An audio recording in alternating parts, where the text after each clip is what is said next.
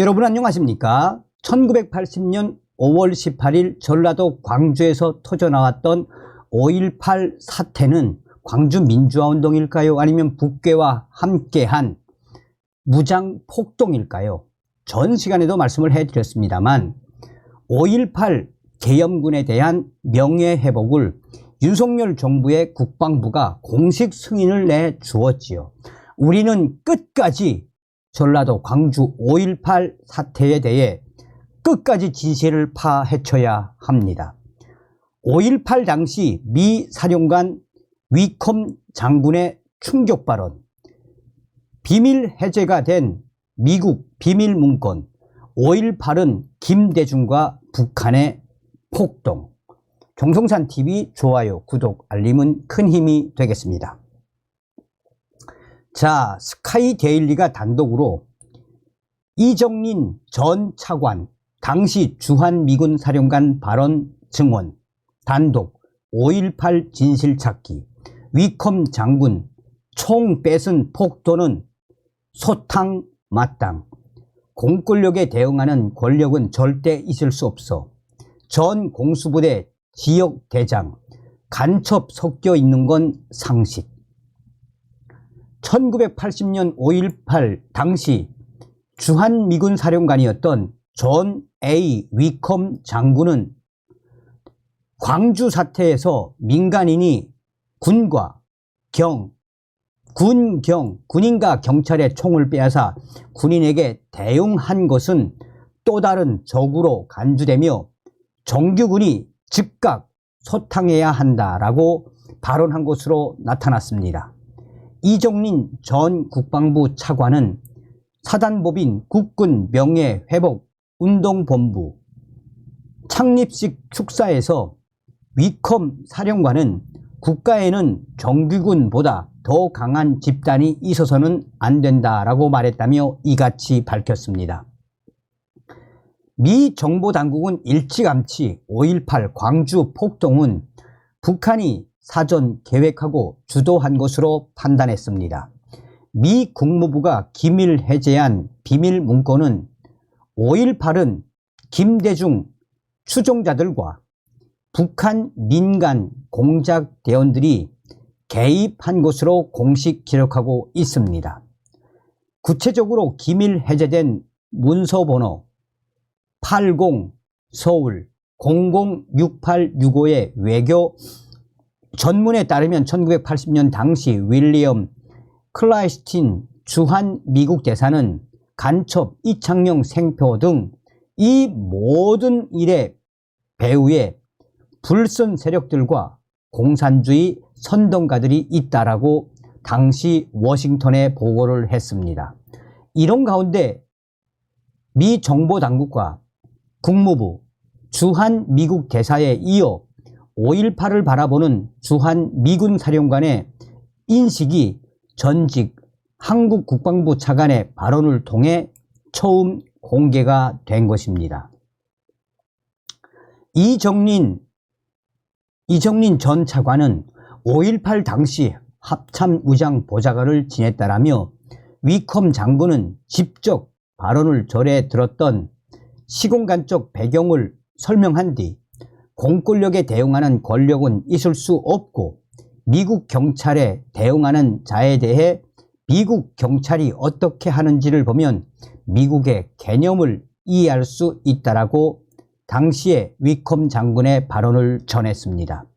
이에 대한 한 5.18 연구가는 스카이데일리와의 통화에서 왕조 시대에도 무력으로 왕정에 대항하는 것을 항적이라고 했다라며 역적으로 보고 용인해선 안 된다는 개념인데, 오늘날 만약 누군가 서울 광장에서 경찰에게서 총을 빼앗아 경찰을 쏘면 강력하게 엄벌해야 하는 것 같은 이치라고 설명했습니다. 5.18 당시 시위대의 항고 패턴은 부마 사태 때와는 달랐다는 새로운 증언도 나왔습니다. 1979년 부마 사태와 1980년 5.18 폭동 진압 작전군으로 참가했던 전직 공수부대 지역대장은 부마 때와 달리 5.18 당시 폭도들 속에는 분명히 간첩이 섞여 있다는 생각은 공수대원들에겐 상식이었다라고 충격적인 증언을 쏟아냈습니다. 3공수 특전여단 제13대대 구지역대장으로 광주에 갔던 이상류 74세 이상류 씨는 27일 번지와의 인터뷰에서 노끈으로 운전대를 고정하고 엑셀에 돌을 괜 트럭이 부대원을 향해 쉴 새 없이 돌진하는 사이 신원 미상의 운전자는 차에서 뛰어내리길 반복했다라고 이같이 밝혔습니다. 그는 마치 영화의 한 장면 같은 일들이 되풀이되면서 일반 시민은 도저히 이같이 할 수 없다고 우리 공수대원들은 확신했고 간첩 한 마리만 잡으면 영웅이 된다는 생각을 갖고 작전에 임했다라고 지역대장으로서 당시 느꼈던 책임의 무게를 또 올렸습니다. 대위급 중대장을 지휘하는 지역대장은 통상 소령급입니다. 이상류 씨는 최고참 대위였습니다. 임기를 꽉 채우고 진급을 앞둔 경우였습니다. 곧 소령이 될 대위 최고참으로서 지역대장을 맡았습니다. 중대장으로서 부마 사태에 지역대장으로서 5.18에서 작전을 펼친 것입니다. 이상류 씨는 부마 사태는 대학생들이 주축이 되고 대학생 임원이 지휘했는데 트럭 뒷문을 열고 토끼몰이식으로 에워싸면 자동으로 차량에 승차했고 부산 구독운동장에 하차시켜 각서받고 모두 집으로 돌려보냈다라며 그러나 광주 사태는 군 조직을 방불케 하는 아주 체계적이고 조직적이어서 간첩들이 지휘한 도발이라고 확신했다라고 말했습니다. 경기도 성남 위례 신도시 쪽에 주둔한 3공수는 5.18 당시 광주 파견 직후 전남대에 주둔했습니다. 도청으로 향하는 시위대를 차단하라는 임무를 받았고 곧바로 광주시청과 교도소를 사수하라는 무전 명령이 떨어졌다라고 했습니다.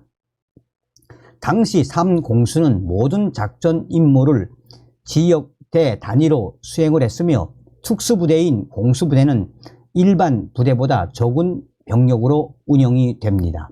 한 개 중대는 장교와 하사관을 합쳐 보통 12명, 지역대는 4개 중대 50명으로 구성이 됩니다.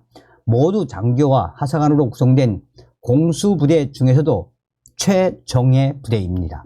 다른 공수부대는 일반 사병이 포함되기도 했지만 3공수엔 사병이 없었습니다. 간첩 개입 확신 꼭 잡자. 작전 중 결의. 모든 직업 군인으로 이루어진 3공수는 전투력이 상대적으로 더 강했다고 당시 육군본부는 평가하고 있습니다. 하지만 이들조차 수세에 몰릴 정도로 조직적인 무장 도발에 직면했고 부대원들이 생명의 위협을 느꼈다고 했습니다. 이 씨는 아시아 자동차 생산 군용 트럭과 민간 관광버스 장갑차들이 3공수 부대원들을 향해 무차별 돌진하는 사태가 연속적으로 계속됐다라며 트럭 짐칸에 장작을 싣고 기름을 부어 불을 붙이고 운전자는 엑셀 아래에 돌을 괴고 운전대를 나무로 고정한 채로 중간에 뛰어내렸다고 거듭 강조했습니다. 그러면서 얼마 시간이 지나지 않아 오늘날 각 부대 정문 앞에 있는 철침판과 같은 것을 제작해 도로에 깔아 놓았는데 불에 탄 차량 돌진 공격이 계속되자 타이어가 파손된 차들이 방향을 잃고 도로 옆 민가를 덮쳐 많은 화재가 발생했고 이 차에 부딪힌 16대대장 지프차가 전복돼 대대장이 다치고 운전병이 죽었다라고 증언을 했습니다. 그는 계엄군의 사격도 있었다라고 말했습니다. 구체적으로 어느 대대 지역대장인지 확인할 수 없었으나 인도 가로수 뒤에서 돌진하는 차량 타이어, 바퀴 타이어에 실탄을 자동 발사하는 광경을 보았다라며 차량이 전복돼야 하는데 한 대도 전복이 되지 않았다. 타이어가 파손되지 않았기 때문이라고 기억했습니다. 당시 지역대장에게는 사전에 실탄이 지급돼 탄창을 휴대하고 있었다라고 했습니다.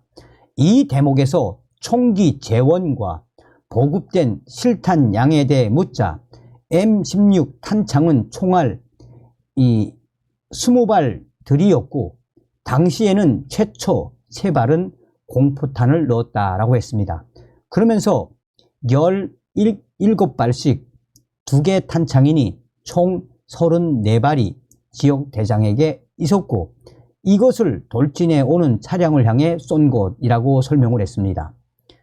이 씨는 동료 지역대장이 총을 쏴도 타이어가 터지지 않는 상황을 유심히 지켜봤고 5.18이 끝난 뒤 부대에서 타이어를 향해 직접 사격하는 검사를 해봤다라고 증언을 했습니다. 그는 훈련 때 아무리 총을 쏴도 타이어가 터지지 않는 것을 보고 원인을 연구해 보니 회전하는 타이어가 총알을 튕겨낸다는 사실을 알게 됐다라고 했습니다. 일각에서는 폭도 차량을 향한 사격을 일컬어 사격 명령이 내려왔기 때문이라고 주장합니다. 이에 대해 이 전 국방부 차관은 5.18 때 사격 명령을 내린 사람은 없습니다. 위협을 느끼면 군인들이 총을 쏘게 돼 있다라고 잘라 말했습니다.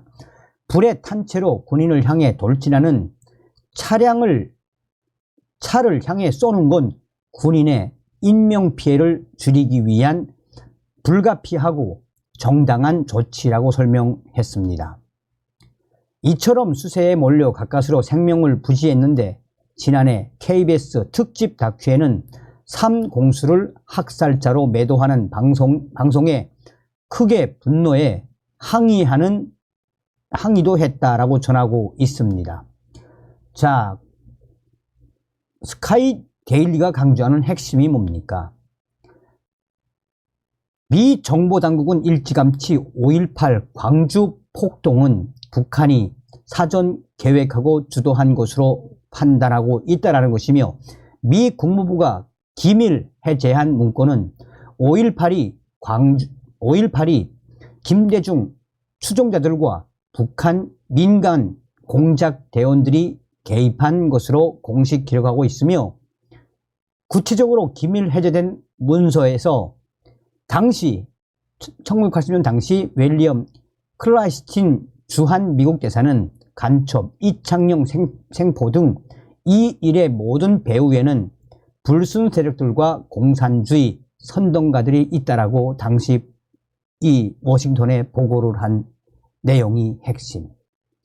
김대중과 북한 무장 세력들이 꾸민 광주 5.18은 무장 폭동이었다라는 게 핵심 아니겠습니까?